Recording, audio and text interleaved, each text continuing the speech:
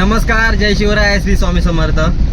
तर मित्रांनो, आपल्याला आपली गाडी वाचवायची असेल तर कृपया करून कोणत्याही झाडाच्या खाली गाडी पार्किंग करू नका।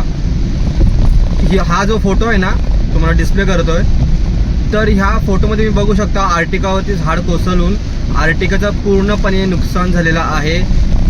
त्या गाडीचं आता काहीच काम नाही आहे, ठीक आहे। तर अशी परिस्थिती आपल्यावरती यायला नको म्हणून 2026 खास करून 2026मध्ये मुंबईमध्ये, जास्त करून मुंबईमध्ये झाडं कोसळण्याचं प्रमाण वाढलेलं आहे।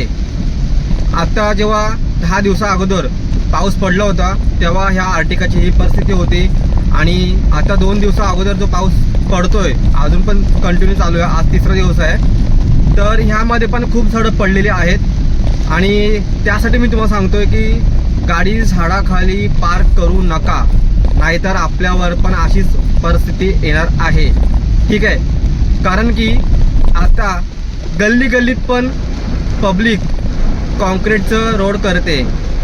जे आपले गव्हर्नमेंट आहे त्यांनी सांगितलं आहे सगळीकडं कॉन्क्रीटीकरण होणार, ठीक आहे। अरे पण कॉन्क्रीटीकरण सगळं गल्ली गल्लीत होणार तर त्या झाडांच्या मुलवंड्या तुमच्या काय कुठे जाणार? अरे वाढ तर व्हायला पाहिजे झाडाची। जर झाड भक्कमच नाही आहे तर भाई तो कोसळणारच ना।